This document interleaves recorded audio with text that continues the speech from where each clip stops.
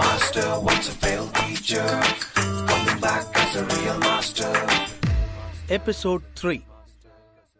ஜீவா மேகாவை அழைத்துக் கொண்டு வெளியே வந்தான். மேகா, நீ ஏன் இங்க லீனா மேம சூஸ் பண்ண வந்த? அவங்க அவ்வளோ ஃபேமஸா என ஜீவா ஆச்சரியமாக கேட்டான். என்ன சார் இப்படி கேட்டுட்டீங்க?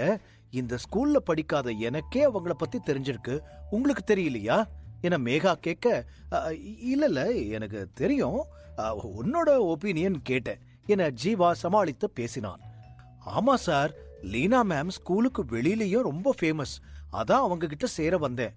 அவங்க இங்க நடக்கிற டீச்சர்ஸ் எலிஜிபிலிட்டி ரவுண்ட்ல எப்பவும் டாப் தான். என் கார்டியனுக்கும் அதான் ஆசை, அதான் 2 பேரும் ஆசையா அவங்கள பார்க்க வந்தோம். ஆனா அது நடக்கல என மேகா சோகமாக கூறினாள். என்னது 2 பேருமா? உன் கார்டியன் எங்க இப்போ என ஜீவா கேட்டான். அவர் கீழே வெயிட் பண்றார் சார், நான் மட்டும்தான் மேல வந்தேன். லீனா மேம் கிட்ட சேரலன்னு தெரிஞ்சா என்னை விட அவர் தான் ரொம்ப ஃபீல் பண்ணுவாரு என மேகா சொல்ல, ஓ இவ்வளோ பெரிய ஸ்டோரி இருக்கா, இது தெரியாம நாம வேற உள்ள புகுந்துட்டோமே என மனதில் நினைத்து கொண்டு, மேகா நீ எதுவும் கவலைப்படாத, கண்டிப்பா உன்னை பெஸ்ட் ஸ்டூடெண்ட் ஆக்குறேன், இது ப்ராமிஸ் என தீர்க்கமான பார்வையில் ஜீவா நம்பிக்கையாக கூறினான். மேகா புன்னகைத்து மெல்ல தலையசைத்தாள். சார், நீங்க டீச்சர் தானே, நீங்க ஒரு முக்கியமான விஷயத்த மறந்துட்டீங்களே என ஜீவா டேபிள் மீது இருந்த ஒரு ஐடி கார்டை எடுத்து வந்தாள் மேகா. ஜீவா ஒரு நிமிடம் பயந்து போனான். சார், இந்த ஸ்கூல் சீனியர் தான் இத பத்தி என்கிட்ட சொன்னாங்க.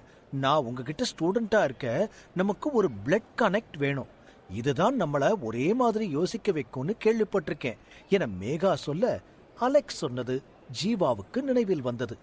இந்த மேஜிக் ஸ்கூலில் மாணவர் ஆசிரியரை தேர்ந்தெடுத்த பின் ஒரு இரத்த பந்தம் ஏற்படுத்திக் கொள்ள வேண்டும் என்பதை அழுத்தமாக சொன்னதை எப்படி மறந்தேன் என ஜீவா தலையில் அடித்துக்கொண்டு தன் விரலை கத்தியால் சட்டென்று கீறி தன் இரத்தத்தை அந்த ஐடி கார்டில் ஒரு சொட்டு விடுவது போல் விட்டான். பின் மேகாவும் ஒரு துளி இரத்தத்தை அதில் விட இருவருக்கும் உள்ள பந்தம் உறுதியானது.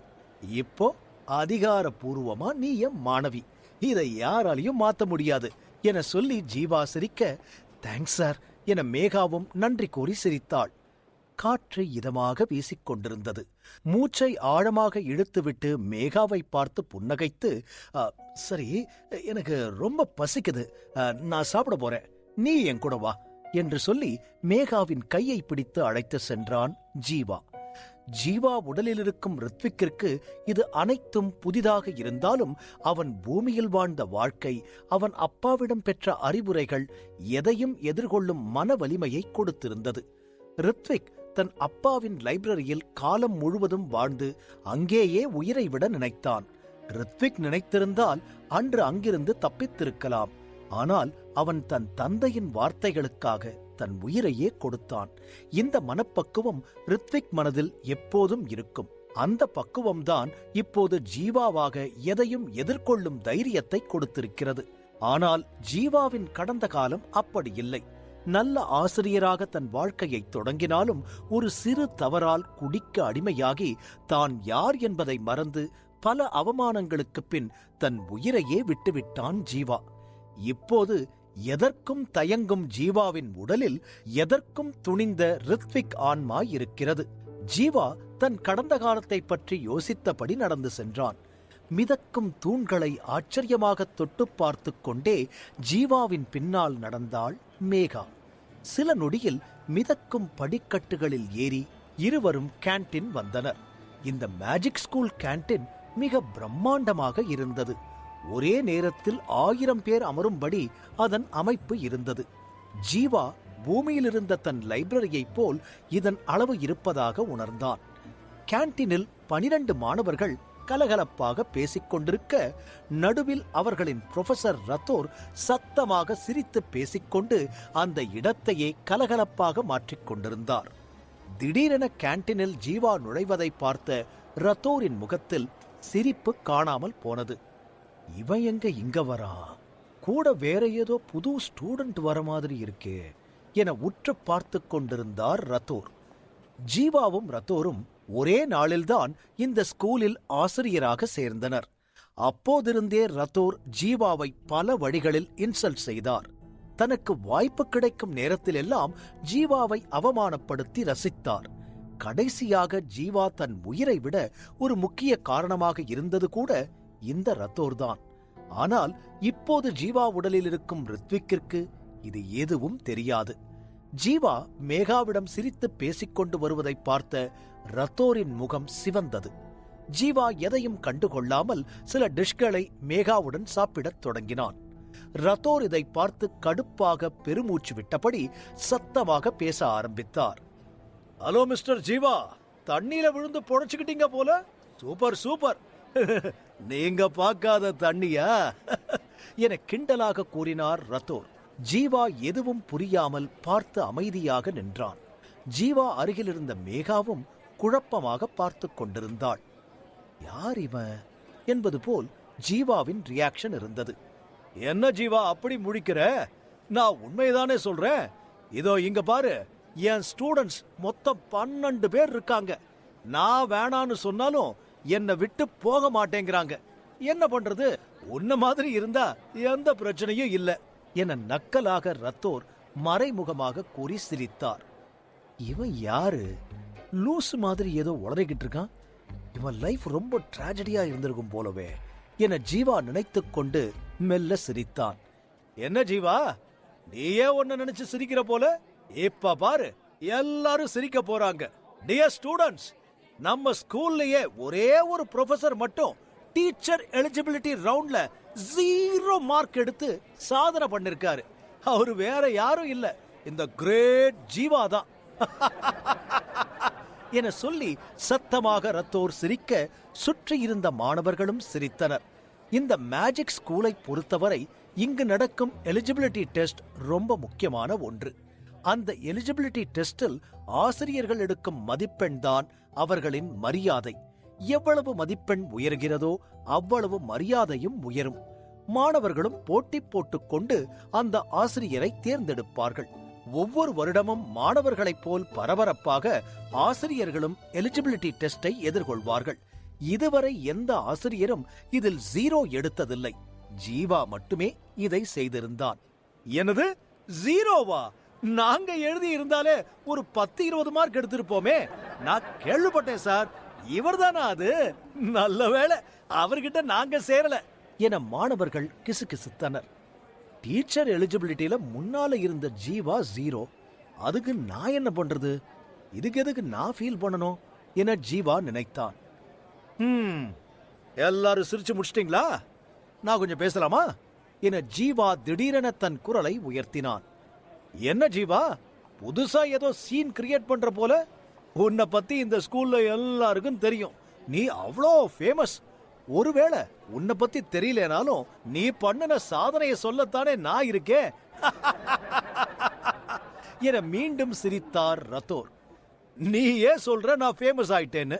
எப்படியோ 0 எடுத்து என் நேம் இந்த ஸ்கூல் முழுக்க தெரியுதே, அது போதும். ஆனா இப்படி ப்ரொஃபஸரா இருந்து இன்னொரு ப்ரொஃபஸரை அசிங்கப்படுத்தி சிரிக்கிறியே, உன்னை என்ன நினைப்பாங்கன்னு உனக்கு தெரியுமா என சொல்லி ஜீவாவும் பதிலுக்கு சிரித்தான். ரத்தோர் முகம் இருண்டது. கோபம் தலைக்கேறியது. ஜீவா, என்ன எப்படி வேணாலும் நினைக்கட்டும். ஆனா நான் உன்ன மாதிரி தப்பா சொல்லி கொடுத்து ஒரு ஸ்டூடெண்ட் சாக காரணமா இல்லையே.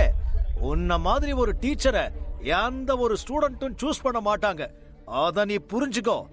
அப்புறம் என்ன மாதிரி சிரி என ரத்தோர் கோபமாக கூறினார். என்னடா இது? இவன் வாழ்க்கை வரலாறு ரொம்ப கேவலமா இருக்கு.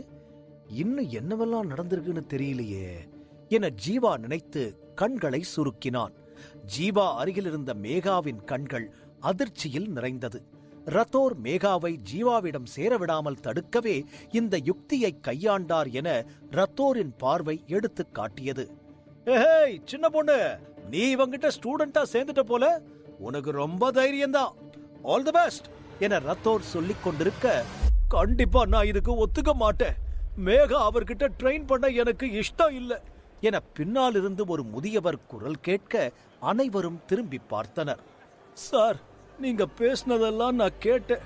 மேகா தெரியாம சூஸ் பண்ணிருப்பா. அவ ரொம்ப ஆசையா இந்த ஸ்கூலுக்கு வந்திருக்கா. அவ லைஃப் ஸ்பாயில் ஆக கூடாது. Sir, please leave my girl என ஜீவாவை பார்த்து கைகூப்பி கேட்டார் அந்த முதியவர்.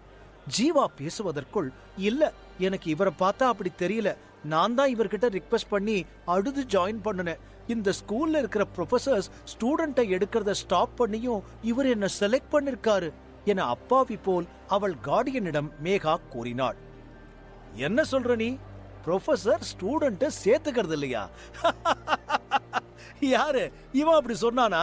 அதெல்லாம் வடிகட்டுன பொய், உன்னை ஏமாத்திருக்கான் என மீண்டும் சொல்லி சிரித்தார் ரத்தோர். இதை கேட்ட மேகா முகம் மாறியது. ஜீவா தலை குனிந்து அமைதியாக நின்றான். என்ன சொல்றீங்க? ஒரு ப்ரொஃபசர் இப்படியெல்லாம் ஏமாத்துவாங்களா? இது ஒன்னே போதும் மேகா அவர்கிட்ட ட்ரெயின் பண்ணாம இருக்க.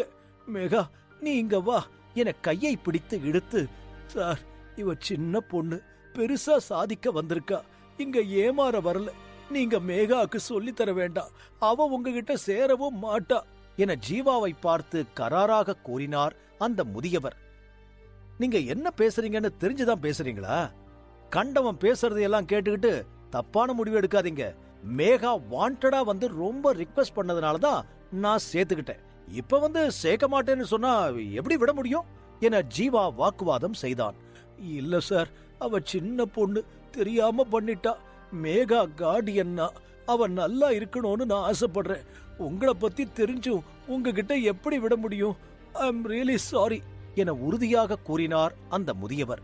இங்க பாருங்க, நான் மேகாவை என் பொண்ணு மாதிரி பாத்துக்கிறேன். கண்டிப்பா மேகாவை இங்க இருக்கிற எல்லா ஸ்டூடெண்ட்டை விடவும் பெரிய ஆளா மாத்தி காட்டுறேன் என்ன நம்புங்க. இதுக்கு முன்னாடி என்ன இந்த ஸ்கூல் எப்படி பார்த்திருக்கும்னு தெரியல, ஆனா இனி வேற மாதிரி பாப்பாங்க. அதுக்கு எனக்கு ஒரு சான்ஸ் வேணும். இதான் என் லாஸ்ட் சான்ஸ் என ஜீவா உருக்கமாக கூறினான். சார், நீங்க சொல்றது உங்களுக்கே நியாயமா இருக்கா? உங்களை யாருன்னு ப்ரூவ் பண்ண இந்த சின்ன பொண்ணு லைஃப் தான் கிடைச்சதா? நீங்க என்ன சொன்னாலும் என்னால இதுக்கு ஒத்துக்க முடியாது என அவளின் கார்டியன் உறுதியாக கூறினார். ரத்தோர் நடப்பதை பார்த்து ஏளனமாக சிரித்துக் கொண்டிருந்தார். மேகா பெரும் குழப்பத்தில் அமைதியாக நின்றாள். என்ன ரொம்ப ஓவரா சீன் போடுறாரு இந்த பெருசு? இதுக்கு மேல பேச விட்டா நமக்கு இருக்கிற இந்த ஸ்டூடெண்ட்டும் போயிடும். அப்புறம் இங்கிருந்து கிளம்ப வேண்டியதுதான் என நினைத்துக் கொண்டு, நீங்க என்ன சொன்னாலும் மேகா தான் என் ஸ்டூடெண்ட். ஒரு முறை ஸ்டூடெண்ட் டீச்சரை சூஸ் பண்ணிட்டா மறுபடியும் சேஞ்ச் பண்ண முடியாது. அப்படியே நான் விட்டாலும் எந்த ப்ரொஃபஸரும் அவளை சேர்த்துக்க மாட்டாங்க என ஜீவா கூற, மறுபடியும் இவங்கிட்ட நீங்க ஏமாறாதீங்க ஓல்ட் மேன், அவன் சொல்றது பொய், அவனை விட்டு வர சொல்லுங்க, உங்க பொண்ண நான் சேர்த்துக்கிறேன் என பெருந்தன்மையாக சொல்வது போல் கூறினார் ரத்தோர். சார், உங்களுக்கு எப்படி நன்றி சொல்றதுனே தெரியல. ரொம்ப நன்றி சார், இது போதும். இனி மேகா உங்ககிட்ட தான் ட்ரெயின் பண்ணணும் என நன்றி கலந்த உணர்வை வெளிப்படுத்தி கூறினார் முதியவர். மேகாவுக்கு இதில் உடன்பாடு இல்லை என்றாலும் அமைதியாக நின்றாள்.